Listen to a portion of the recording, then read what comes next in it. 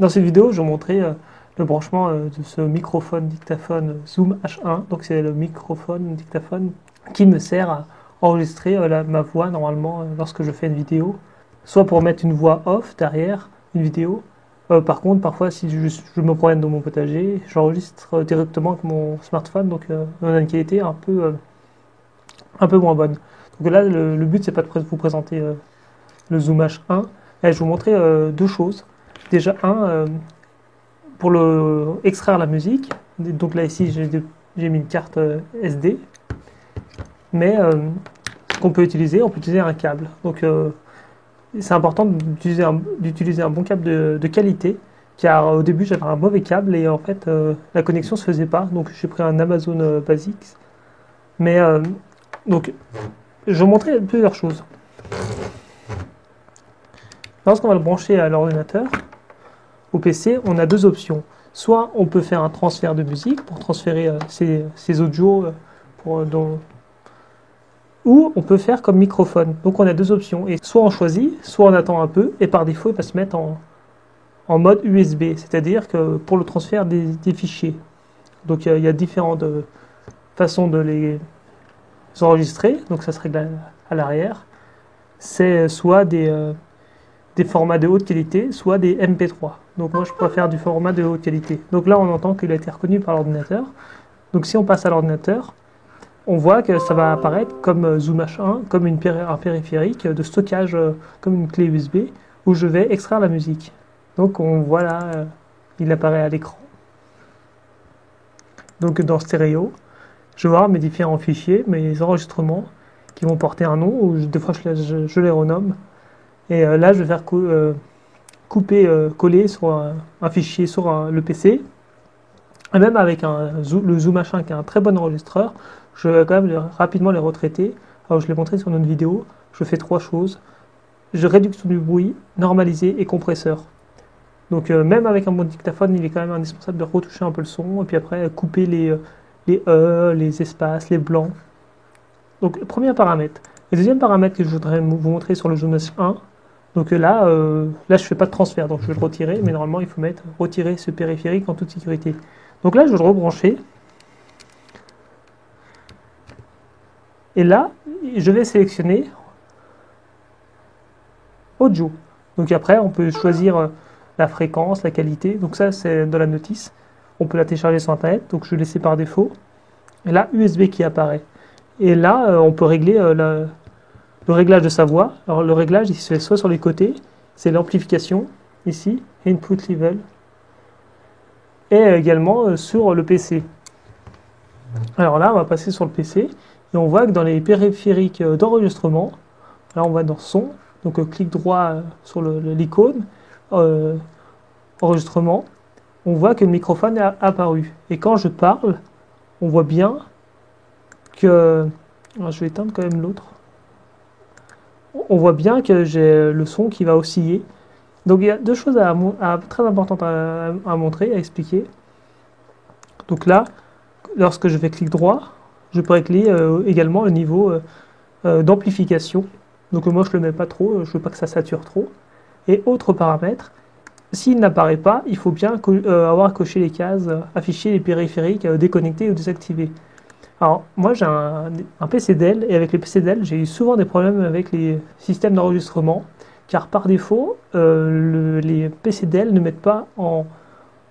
montrent pas le mixage stéréo, donc stéréo mix en anglais, et parfois il est nécessaire d'aller sur le site de Dell et retélécharger le driver de la carte son en mettant dans les préférences stéréo mix. Donc c'est pas forcément évident, je l'ai fait plusieurs fois. Autre chose à préciser, c'est que la première fois que j'ai mis en place mon Zoom H1 comme un enregistreur externe du PC, il n'a pas été détecté. Et je vais vous montrer ce qu'il faut modifier.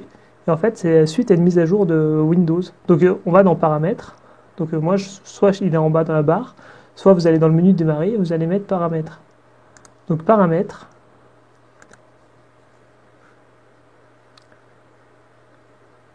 Confidentialité.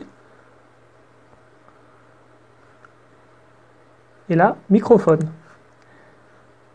Et il faut bien sur la case autoriser les applications à accéder au micro soit activée. Et moi, elle était désactivée et je ne pouvais pas utiliser mon Zoom H1. Et après, on peut faire application par application, activer, désactiver. Et donc, moi, juste ça, ça m'a permis au Zoom H1 de fonctionner. Donc, deux choses à préciser. Donc, il faut bien qu'il apparaisse, qu'il soit sélectionné comme périphérique par défaut. Moi, des fois, pour éviter les conflits, je désactive les autres. Et donc, là, on peut faire un essai. Si on prend un lecteur Audacity, un lecteur qui est gratuit, d'enregistrement et de retouches audio, on va sélectionner le périphérique d'enregistrement. Donc là, il faut que je le referme. Je vais le rouvrir parce que pour que ça actualise. Et là, on voit Zoom H1. Là, j'ai bien désactivé les autres périphériques. Et là, on va faire un enregistrement de ma voix, par exemple. Alors, je vais faire on va faire un essai. C'est un trou de verdure où chante une rivière, accrochant follement aux herbes des haillons d'argent, où le soleil de la montagne fière, lui. C'est un petit val qui mousse de rayons.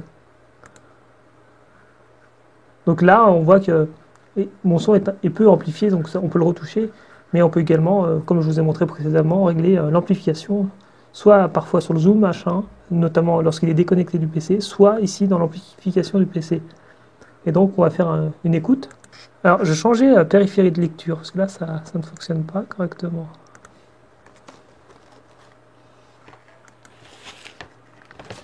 Alors là par défaut c'est le Zoom H1 qui va me faire l'audio, donc c'est pas vraiment de qualité.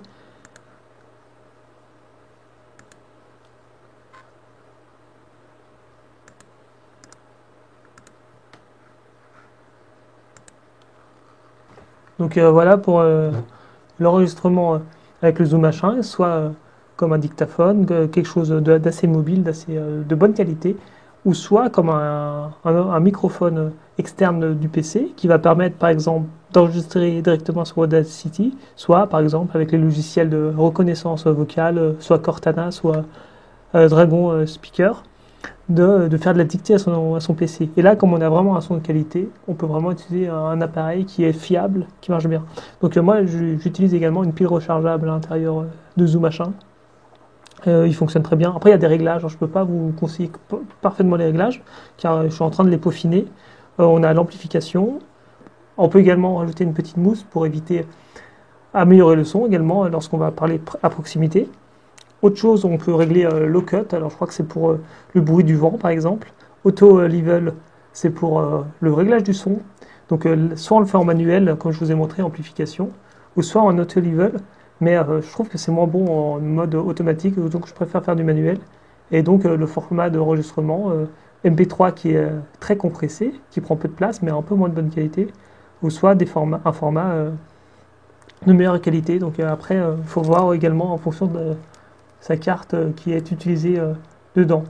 Donc un très bon appareil que je vous présenterai peut-être plus tard.